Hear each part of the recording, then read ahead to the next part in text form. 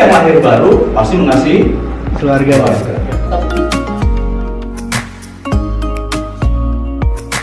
Ada satu titik terang itu.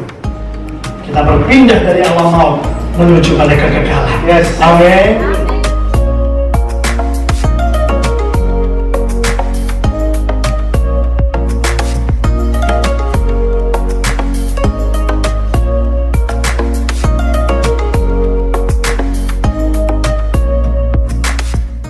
Shalom, selamat datang di online Sunday Service DYC. Sebelum kita mulai ibadah, mari kita bersatu dalam doa. Ya Tuhan, terima kasih sudah memberkati kami dari awal hingga pada hari ini ya Tuhan. Sekarang kami ingin memulai ibadah kami, berkati supaya kami bisa mempersiapkan diri, dan berkati supaya pembicara yang membawa firman dapat membawa firman dengan baik, dan kami bisa menerapkan firman Tuhan dalam hidup kami masing-masing. Terima kasih Tuhan Yesus, kami sudah berdoa, mengucap syukur, haleluya, amin.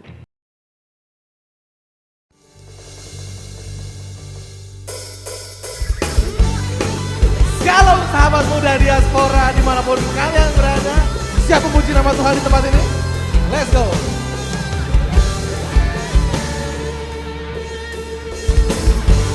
Tuhanlah kekuatan dan mazmurku, ya gunung batu dan keselamatanku. Hanya padamu hatiku percaya, menara dan kota berlindungan. Ku mau selalu bersyukur sebab cintamu padaku takkan pernah berubah.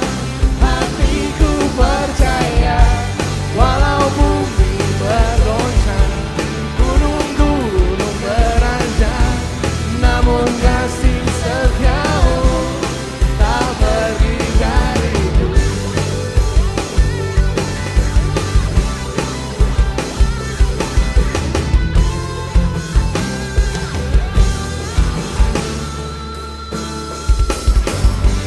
Tuhanlah kekuatan dan mazmurku,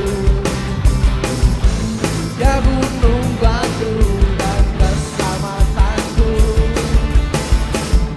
Hanya padamu hatiku percaya, alam menara dan kota perlindungan.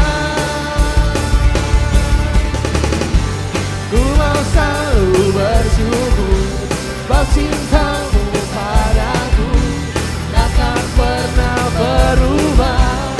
Hatiku percaya walau bumi bergoncang, gunung-gunung beranjak, namun kasih setiamu tak pergi dariku.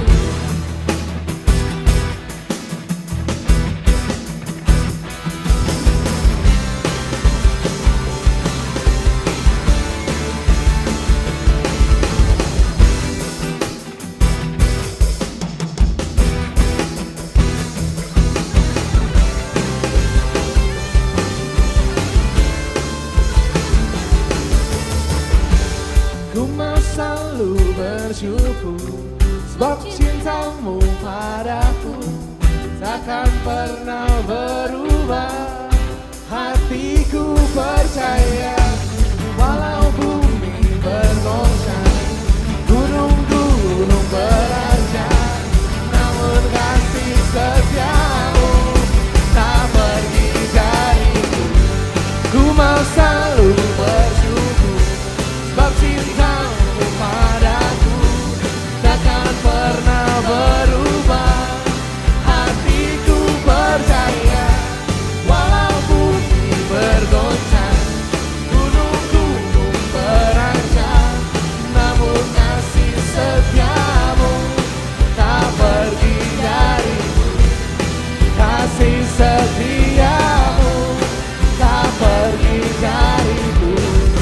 Kasih setiamu tak pergi dariku.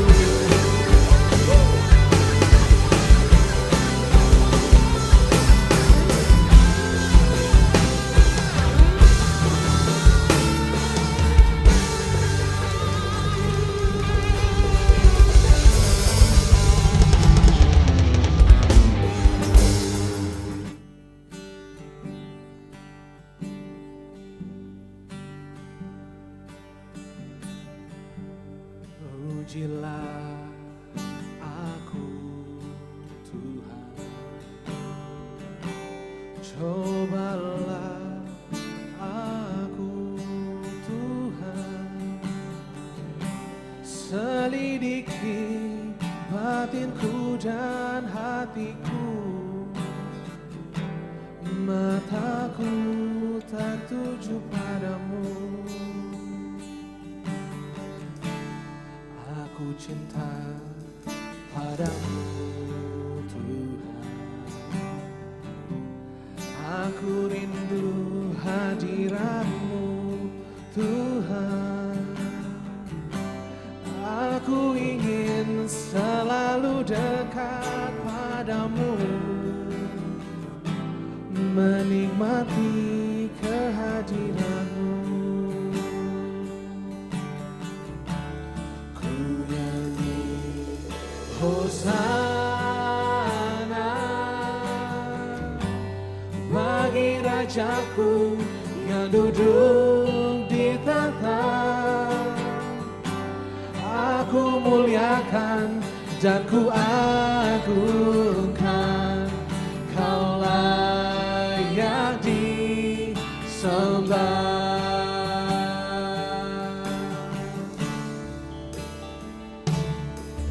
Aku Tuhan, cobalah aku Tuhan, selidiki batinku dan hatiku, mataku tertuju padamu.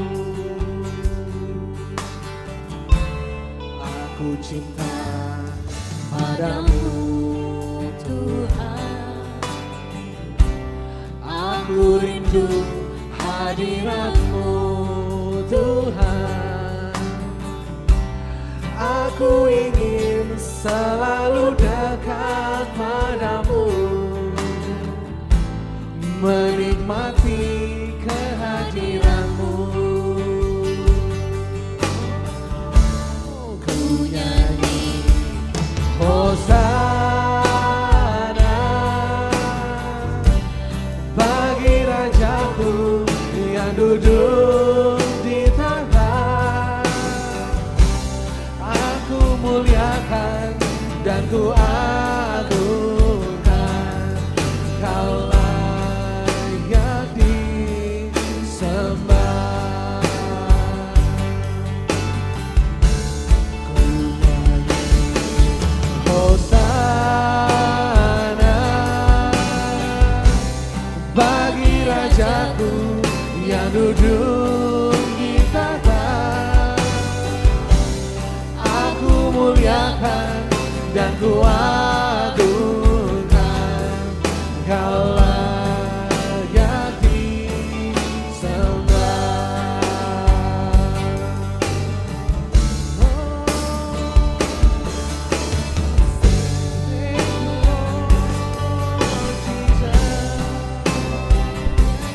Kami ucap syukur selalu.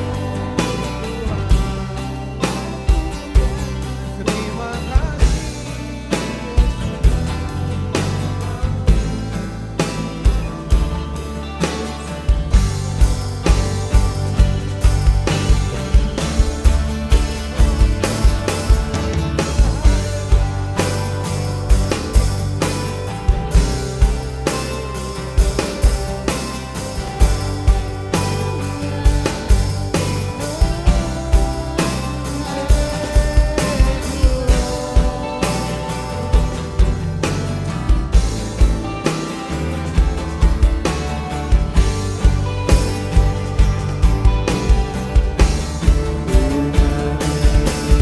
Hosana bagi Rajaku yang duduk di tahta. Aku muliakan dan ku agungkan, Kau layak disembah. Ku nyanyi Hosana,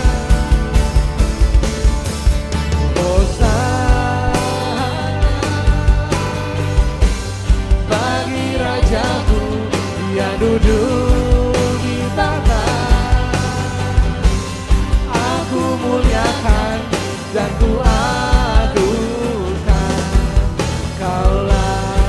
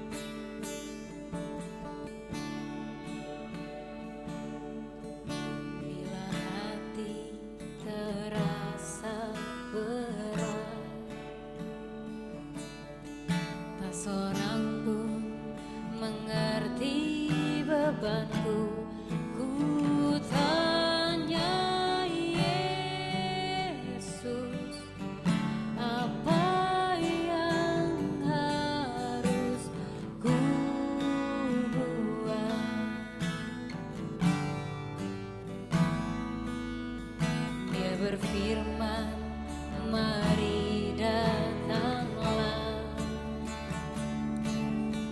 Dia selalu pedulikan aku. Ku datang Yesus, Dia pikul segala bebanku.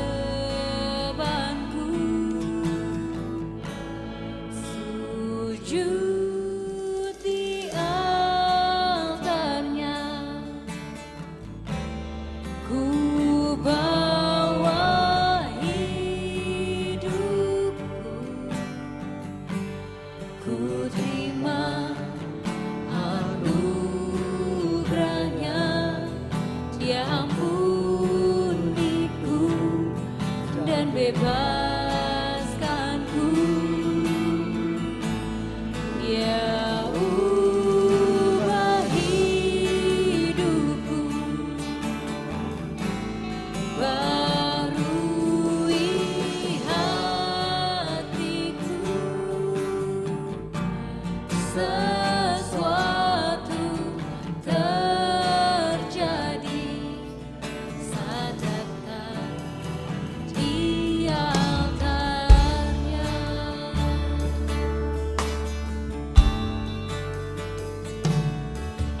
Bila hati terasa berat,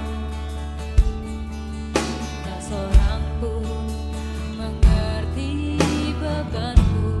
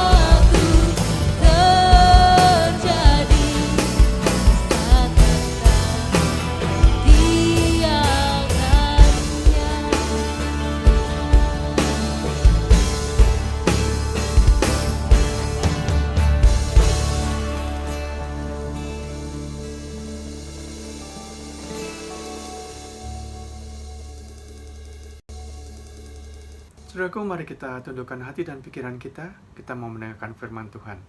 Mari kita bersatu dalam doa bersama-sama. Kami bersyukur ya Bapa bahwa Engkau hadir tengah-tengah kami. Engkau melayakkan kami untuk kami memuji besarkan nama-Mu. Dan kami sungguh menikmati hadirat-Mu ya Bapa. Puji-pujian yang kami naikkan, kami mengimani bahwa Engkau berkenan ya Tuhan.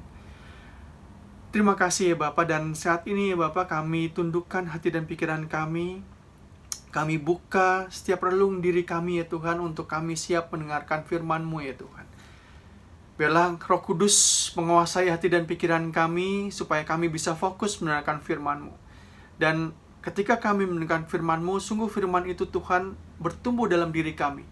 Dan setiap perbuatan kami mencerminkan bahwa kami adalah murid-murid Kristus yang memiliki karakter Kristus, yang sungguh serupa dengan Kristus dalam setiap pikiran, perbuatan, dan perkataan kami. Ini kami ya Tuhan, Kau berbicara pada setiap kami sebab kami telah siap mendengar firman-Mu. Bapa, dalam nama Yesus kami berdoa dan mengucap syukur. Amin. Saudaraku, sebelum kita merenungkan firman Tuhan, saya mengajak kita untuk sedikit merenungkan tentang satu hal. Kalau saya katakan dan saya ajukan pertanyaan kepada kita semuanya, apa sih sebenarnya yang membedakan kita dengan orang-orang di luar sana? Dengan anak-anak muda di luar sana? Yang paling membedakan kita itu apa? Kita sama-sama memiliki masalah. Ya, nggak ada orang yang nggak punya masalah. Pasti semuanya punya. Betul? Apa yang membedakan kita dengan mereka itu? Atau kita sama-sama orang-orang yang diberkati oleh Tuhan. Orang tua kita, keluarga kita, Anda dan saya, kita semua adalah orang-orang yang diberkati oleh Tuhan. Tapi apa yang membedakan kita dengan orang-orang yang diberkati oleh Tuhan itu? Atau kita sama-sama orang-orang yang melayani Tuhan. Saya melayani Tuhan. Saudara-saudara yang tadi dalam puji-pujian, pemusik, pemuji, semuanya yang ada di depan layar maupun di belakang layar, yang mempersiapkan ibadah ini, kita sama-sama melayani Tuhan. Tapi apa yang membedakan saya dengan kita, dengan mereka itu yang melayani Tuhan? Saya mau katakan, siang hari ini saya mau katakan bahwa kita adalah orang-orang yang berbeda. Tapi apa yang sungguh membedakan kita dengan orang-orang di luar sana, saudaraku? Anak-anak muda yang berbeda. Saya berbeda, tapi berbeda yang seperti apakah? Mari kita renungkan sama-sama.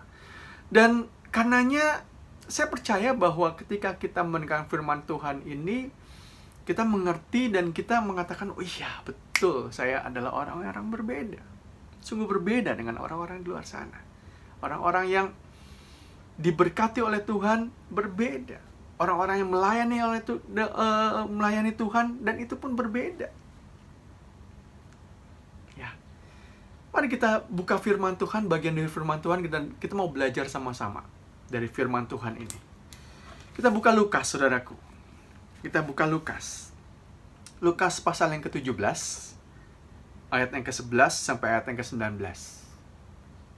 Saya akan bacakan buat saudara-saudara sekalian. Saudara-saudara yang di rumah bisa membuka Alkitabnya, yang ada di handphone juga mungkin. Dan kita mau sama-sama merenungkan firman Tuhan ini. Lukas pasal 17, ayat yang ke-11 hingga ayat yang ke-19. Demikianlah firman Tuhan. Dalam perjalanannya ke Yerusalem, Yesus menyusur perbatasan Samaria dan Galilea. Ketika ia memasuki suatu desa, datanglah 10 orang kusta menemui dia. Mereka tinggal berdiri agak jauh dan berteriak, "Yesus, Guru, kasihanilah kami." Lalu ia memandang mereka dan berkata, "Pergilah, perlihatkanlah dirimu kepada imam-imam." Dan sementara mereka di tengah jalan, mereka menjadi tahir. Seorang dari mereka, ketika melihat ia telah sembuh, kembali sambil memuliakan Allah dengan suara nyaring.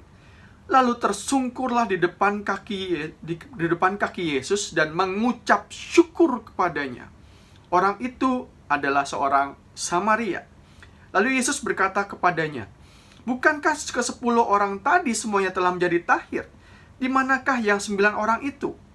Tidak adakah di antara mereka yang kembali untuk memuliakan Allah selain daripada orang asing ini?"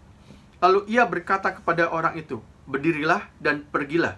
Imanmu telah menyelamatkan engkau. Jadi saudaraku, cerita ini banyak cerita yang mengisahkan bahwa Yesus menyembuhkan orang-orang.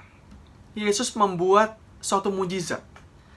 Tapi dalam cerita tentang kesembuhan orang-orang yang disembuhkan dari kusta ini, ada satu tema khusus yang ingin dikatakan oleh penulis Lukas. Nah, Injil Lukas ini menarik, saudaraku. Menarik banget. Injil Lukas ini dari setiap Injil-Injil lainnya, Matius, Markus, Yohanes, dan juga Lukas, ini adalah kisah tentang penyembuhan atau mujizat yang Yesus buat. Ini hanya ada di Lukas. Nah, saudaraku, dari banyak banget yang Lukas tulis tentang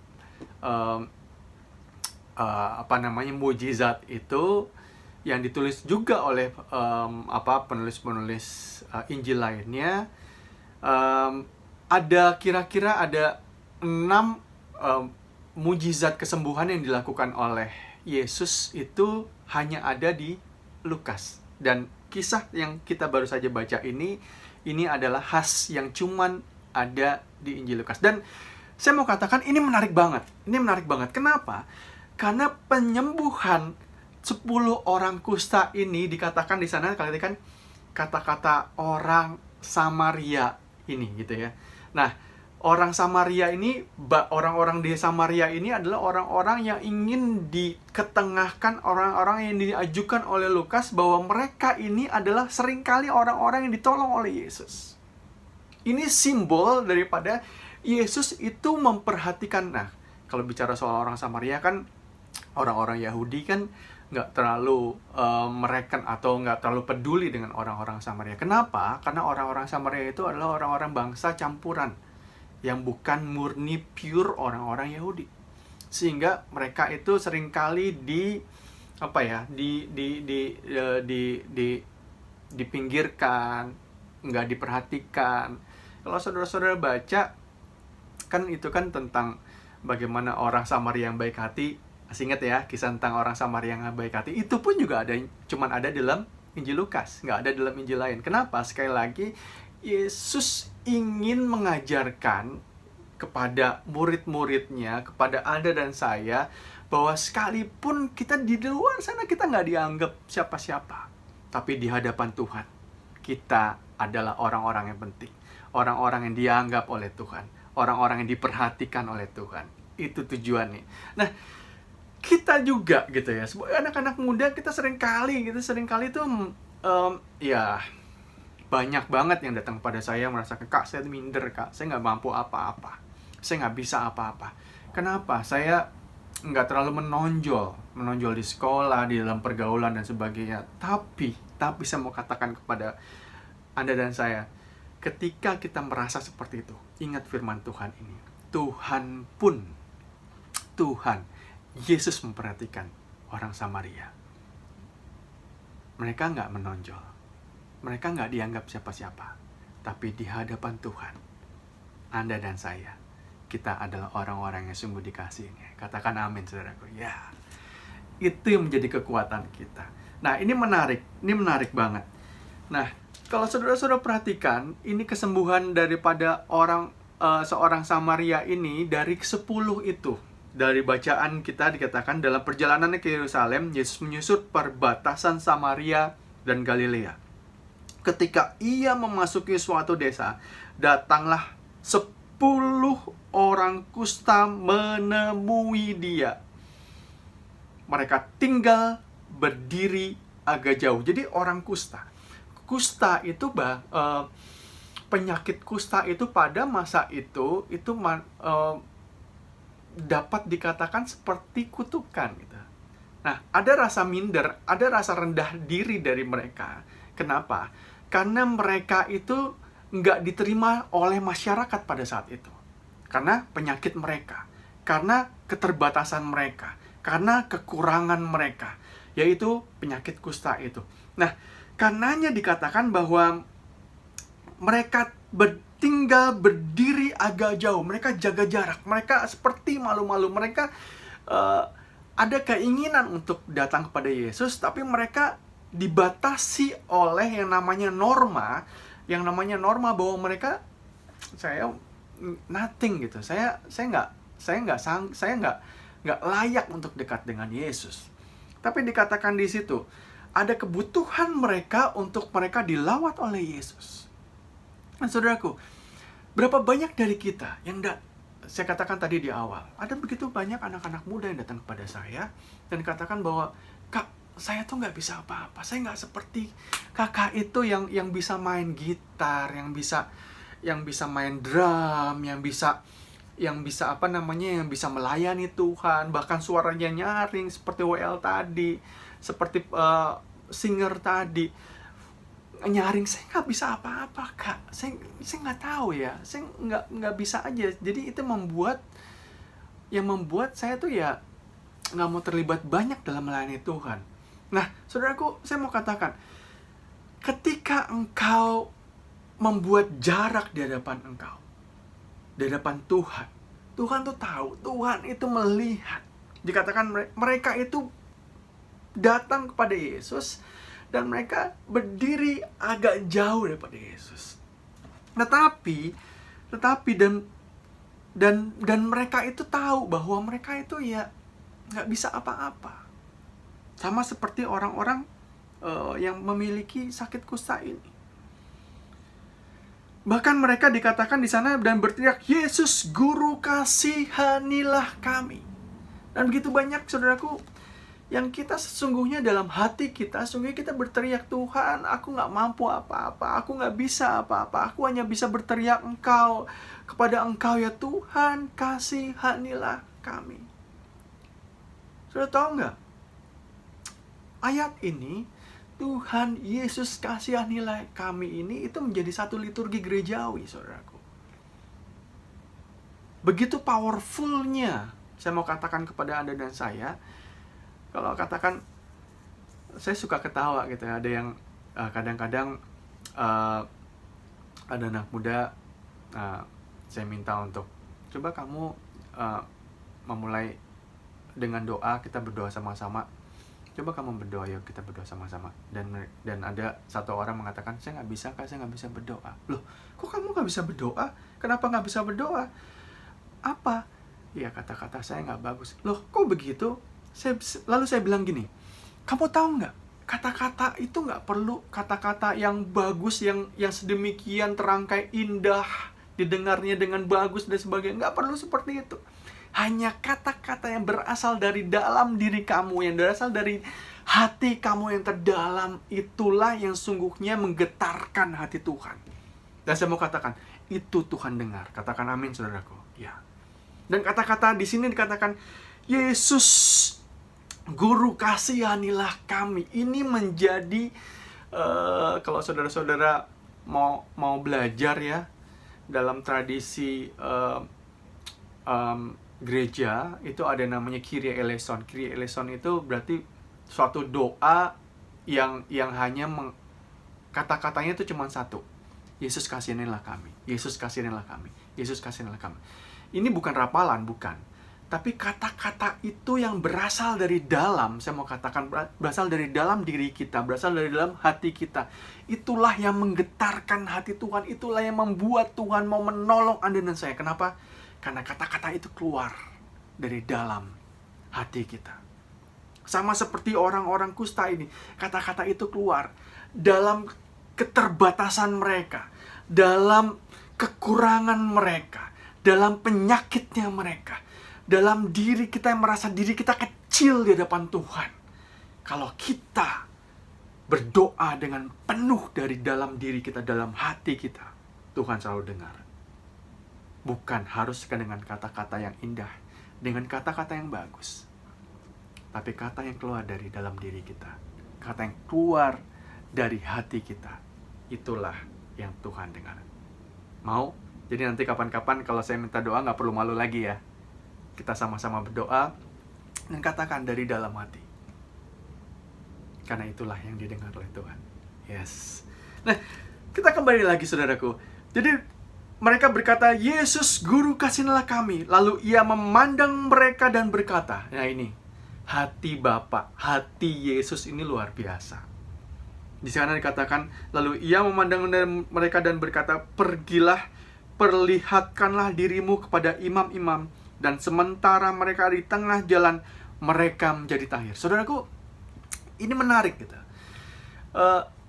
Yesus itu, kalau Tuhan itu menginginkan kesembuhan, Tuhan menginginkan perubahan daripada Anda dan saya, Tuhan hanya bilang hal ini, Tuhan hanya katakan sesuatu, maka engkau akan sembuh. Katakan amin, saudara. Ya, maka engkau akan berubah. Amin, amin. Maka engkau akan diberkati oleh Tuhan. Ya. Di sini Yesus mengatakan bahwa ia memandang mereka dan berkata, pergilah, perlihatkanlah dirimu kepada imam-imam.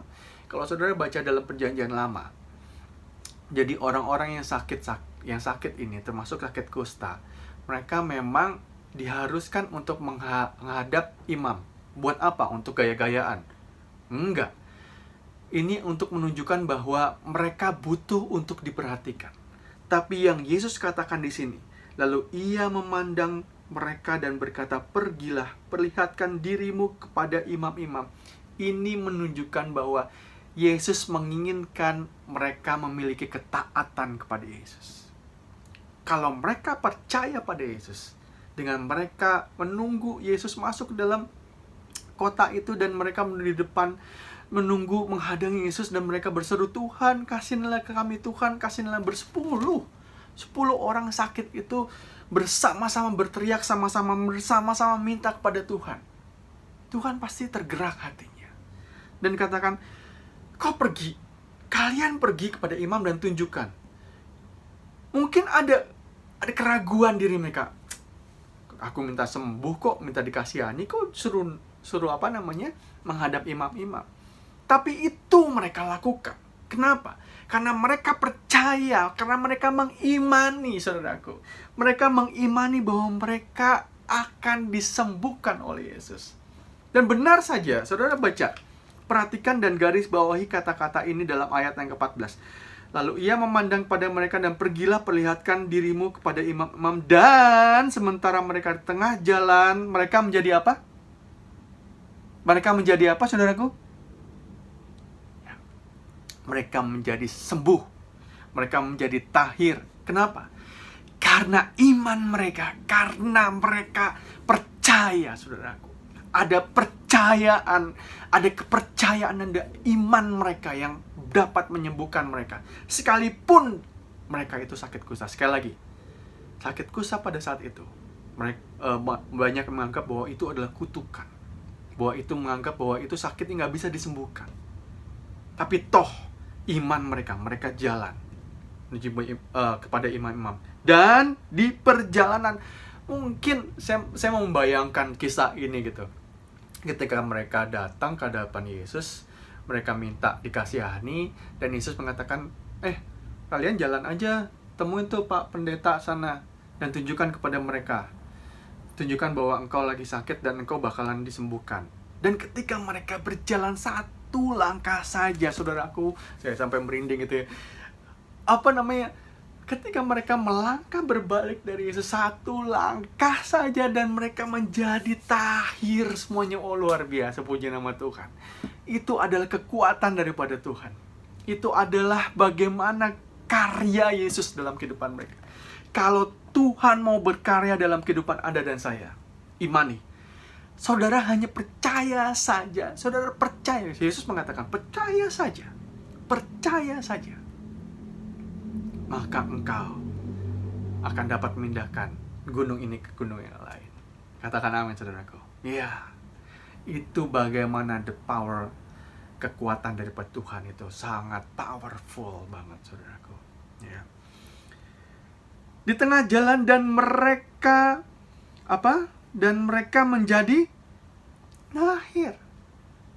Tapi apa, saudaraku? Baca ayat setelahnya. Seorang dari mereka ketika melihat bahwa ia menjadi tahir, bahwa ia telah sembuh, kembali sambil memuliakan Tuhan dengan nyaring, saudaraku. Nah, inilah yang membedakan, saudaraku. Mereka sama-sama ditolong oleh Tuhan. Mereka sama-sama dilawat oleh Tuhan. Mereka sama-sama diberkati oleh Tuhan. Mereka sama-sama disembuhkan oleh Tuhan. Tapi ada yang membedakan. Mereka sama-sama melayani Tuhan mungkin, saudaraku. Saya mau katakan sekali lagi, dan tema kita pada siang hari ini, saya adalah anak orang-orang yang berbeda. Tapi apa yang membedakannya? Coba renungkan apa yang membedakannya. Kita sama-sama orang-orang yang digerakkan oleh Tuhan untuk melayani Dia. Kita sama-sama orang-orang yang sungguh berjalan bersama-sama, saling mendoakan satu dengan lain sama-sama. Tapi apa yang membedakannya? Kalau orang ini, saudaraku, dia dalam ayat yang ke-15 dikatakan, seorang dari mereka ketika melihat bahwa ia telah sembuh, kembali sambil memuliakan Allah dengan suara nyaring, lalu tersungkur di hadapan kaki Yesus dan mengucap syukur kepadanya. Sekali lagi, orang itu adalah seorang Samaria, orang yang gak pernah dianggap. Tapi dia kembali kepada Yesus, memuliakan Allah dan tersungkur di kakinya. Inilah yang membedakan kita dengan orang-orang di luar sana, saudaraku, adik-adikku. Kalau Anda dan saya adalah orang-orang yang diberkati oleh Tuhan, Anda dan saya orang-orang yang sudah dilawat oleh Tuhan, Anda dan saya adalah orang-orang yang disembuhkan oleh Tuhan, apakah kita sudah memuliakan Tuhan dalam kehidupan kita? Apakah kita sudah sungguh-sungguh memberikan diri kita kepada Tuhan? Kalau Yesus menegur Marta, kisah tentang Marta dan Maria masih ingat? Yesus katakan kepada Marta, Marta, Marta, engkau menyibukkan dirimu dengan melayani. Tapi satu hal yang tidak bisa diambil oleh dari Maria, bahwa ia sudah melayani, dia sudah dekat dengan kakiku, dia sudah tersungkur bawah kakiku. Saudaraku, yang Tuhan inginkan bukan yes, melayani Tuhan it's good, melayani Tuhan itu bagus banget, dekat sama Tuhan itu bagus banget. Tapi bagaimana kehidupan kita, seluruhnya kita bawa di hadirat Tuhan. Kita kembali kepada Tuhan, kita tersungkur di hadapan Tuhan hari demi hari. Itu yang membedakan kita dengan orang-orang di luar sana. Karenanya siang hari ini mari kita lihat sekali lagi. Apakah kita termasuk satu orang ini atau 9 orang yang sudah ditolong oleh Tuhan? Saya katakan loh, mereka ditolong, disembuhkan oleh Tuhan. Ketika 9 orang ini sudah disembuhkan oleh Tuhan, dan 1 orang balik, dan Tuhan tanya, mana teman-teman kamu yang 9 orang itu? Apakah kesembuhannya ditarik kembali? Nggak ada di kisah ini. Kesembuhan tetap menjadi milik mereka. Berkat itu tetap menjadi bagian dari kita.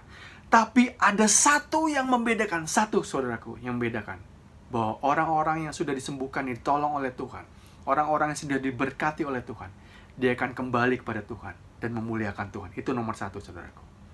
Yang kedua, yang paling penting, saudaraku, saudara baca dalam ayat 16 tadi, lalu tersungkur di depan kaki Yesus dan mengucap syukur kepadanya. Orang inilah seorang Samaria, ayat tadi. Dan 17, saudaraku, baca kembali lagi dalam bacaan kita. Lalu Yesus berkata kepadanya, bukankah 10 orang tadi semuanya telah menjadi tahir? Di manakah yang ke-9 orang itu? Tidak adakah di antara mereka yang kembali untuk memuliakan Allah selain daripada orang asing ini? 19, mari kita baca sama-sama, saudaraku. 1, 2, 3. Lalu ia berkata kepada orang itu, berdirilah dan pergilah, imanmu telah menyelamatkan engkau. Inilah yang membedakan, 2 hal yang membedakan, saudaraku. Orang-orang yang selalu dan pernah dan terus diberkati oleh Tuhan, ditolong oleh Tuhan, disembuhkan oleh Tuhan, dia akan kembali kepada Tuhan dan dia akan memuliakan nama Tuhan. Itu yang nomor 1. Yang kedua, yang membedakan, saudaraku. Dan ini ayat yang ke-19. Lalu ia berkata kepada orang itu, berdiri dan pergilah, imanmu telah menyelamatkan engkau. Ada peneguhan daripada Tuhan. Secara khusus Tuhan memberkati engkau. Pergilah dan pergilah, berdirilah dan pergilah, imanmu telah menyelamatkan engkau. Engkau diberkati oleh Tuhan. Lalu kalau kita mengatakan bahwa kita adalah orang-orang yang berbeda, mari bersama-sama kita renungkan sama-sama. Apakah kita orang-orang yang selalu memuliakan Allah dalam kehidupan kita? Melalui talenta kita. Kita nggak harus pandai bermusik, yes, kalau kita punya talenta itu. Kita nggak harus melayani Tuhan dengan puji-pujian, dengan nyanyian, atau kita menjadi singer, nggak harus seperti itu. Tapi dengan menjadi pendoa-pendoa. Tapi dengan kita memberikan sedikit dari bagian kita mungkin yang kita miliki untuk memberkati GYC sekalipun. Itu adalah bagaimana kita memuliakan Tuhan.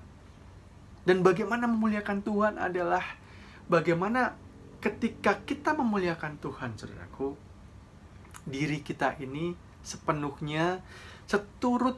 Bagaimana kita memuliakan Tuhan adalah bagaimana kita dalam kehidupan kita ini selalu orang bisa melihat, oh iya, oh Fahri itu baik. Fahri itu adalah melihat Kristus yang berdiam dalam dirinya.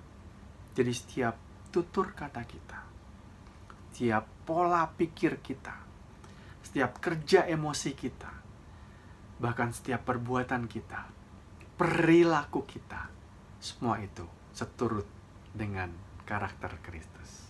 Itulah bagaimana kita memuliakan Tuhan. Dan sekali lagi, saudaraku, mari, kalau kita mengatakan bahwa kita adalah orang yang berbeda, wujudkan itu dalam kehidupan kita. Kehidupan kita senantiasa memuliakan nama Tuhan. Dan yang kedua, orang-orang yang berbeda adalah mereka orang-orang yang diberkati oleh Tuhan. Katakan, berdirilah dan pergilah, imanmu telah menyelamatkan engkau. Imanmu, iman yang daripada engkau itu, maka aku akan memberkati engkau. Berkati sekolahmu, berkati pekerjaanmu, berkati buah tanganmu, berkati orang tuamu, keluarga besarmu.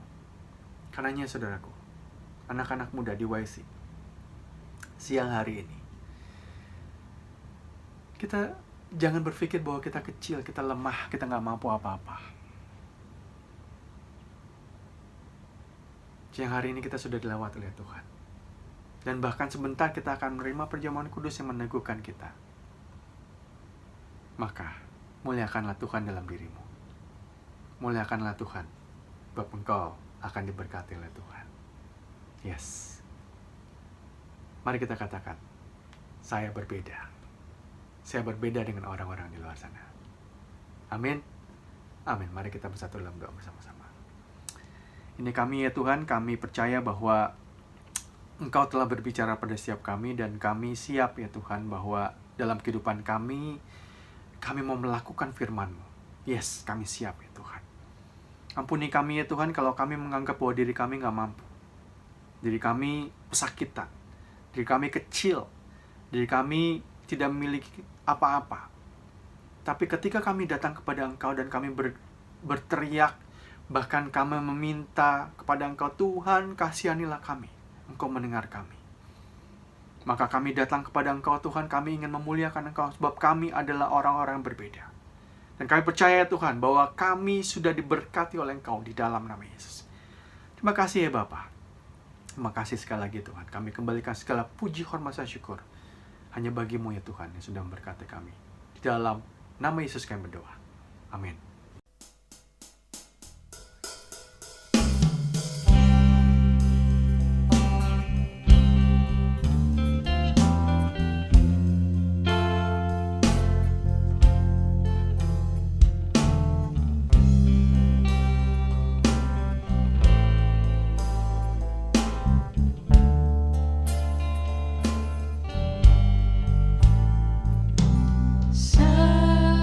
Salibmu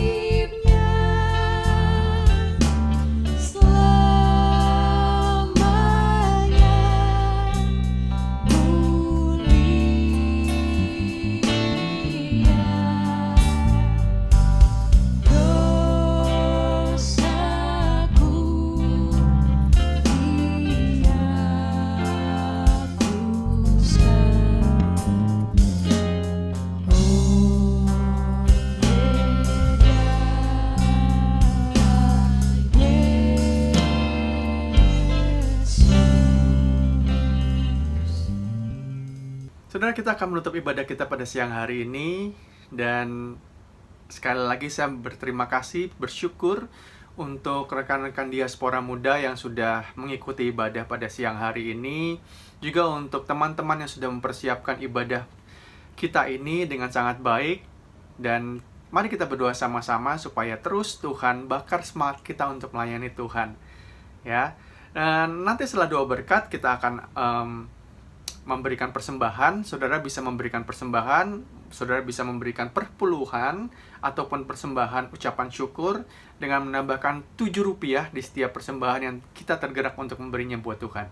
Ya, kita mau ya. Tuhan, terima kasih, Tuhan memberkati. Mari kita bangkit berdiri bersama-sama dan kita akan menutup doa dan kita akan menerima doa berkat. Kita tundukkan kepala dan kita mau bersatu dalam doa. Kami sungguh bersyukur ya Tuhan, pada siang hari ini kami boleh menikmati kehadiran-Mu ya Tuhan. Kami boleh dilawat oleh Engkau, bahkan puji-pujian yang kami naikkan ya Bapa. Kami mengimani bahwa itu semua menjadi dupa yang harum di hadapan Engkau. Ucapan syukur kami ya Tuhan, bahwa Engkau sudah memberkati kami. Kami berkatakan kepada Engkau Tuhan, ya, kami adalah anak-anak muda yang berbeda dengan orang-orang di luar sana. Anak-anak muda yang sudah diselamatkan oleh Engkau. Anak-anak muda yang senantiasa dalam diri kami rindu untuk memuliakan Engkau melalui setiap kehidupan kami, setiap aktivitas kami, setiap pekerjaan kami, dan dalam keluarga kami. Terima kasih ya Tuhan untuk kehadiran-Mu, terima kasih untuk lawatan-Mu Tuhan, juga terima kasih untuk perjamuan kudus yang sudah mengingatkan kami ya Bapa, bahwa kami adalah anak-anak muda yang sudah hidup kudus, ditebus oleh Engkau. Ya Tuhan, terima kasih. Dan Tuhan, kami juga berdoa Tuhan untuk keseharian kami. Kami berdoa supaya kiranya Tuhan memberkati kehidupan kami ya Tuhan. Dalam langkah kehidupan kami, dalam setiap rencana kami, dalam setiap rancangan kami. Biarlah Tuhan, Engkau ambil bagian di dalamnya ya Tuhan. Kami berdoa untuk setiap kami ya Tuhan, yang dalam masa-masa ini Tuhan, kami mungkin ingin melanjutkan sekolah yang lebih tinggi lagi ya Bapak. Kami ingin mencapai segala cita-cita dan angan-angan kami ya Tuhan. Tuhan, berkati kami ya Tuhan. Berikan kami kekuatan, berikan kami hikmat, berikan kami kemampuan ya Tuhan, untuk kami dapat mencapai segala sesuatu yang kami angan-angankan ya Tuhan. Dan kami serahkan semuanya itu Tuhan di bawah kaki-Mu Tuhan. Kau kuduskan ya Tuhan rencana kami ini. Berkati keluarga kami Tuhan. Berkati papa, mama, opa, oma, seluruh keluarga kami, adik, kakak kami ya Tuhan. Tuhan berkati kami ya Tuhan. Dan terima kasih Tuhan buat saat ini ya Tuhan. Kami juga berdoa Tuhan untuk persekutuan di YC ini ya Tuhan, supaya Engkau berkati setiap pengurus dalamnya, yang mempersiapkan ibadah ini dengan giat ya Tuhan. Engkau berkati mereka ya Tuhan, di dalam nama Yesus. Dan terima kasih ya Tuhan. Saat ini ya Tuhan, kami siap untuk menerima berkat daripada Engkau. Anak-anak muda, tengadahkanlah tangan-Mu, arahkanlah pikiran dan hatimu, dan terimalah berkat daripada Tuhan. Tuhan memberkati engkau dan melindungi engkau. Tuhan menyinari engkau dengan wajah-Nya dan memberi engkau kasih karunia. Tuhan menghadapkan wajah-Nya kepadamu dan memberi engkau damai sejahtera. Mari sama-sama kita katakan amin. Puji nama Tuhan. Selamat hari Minggu dan Tuhan memberkati.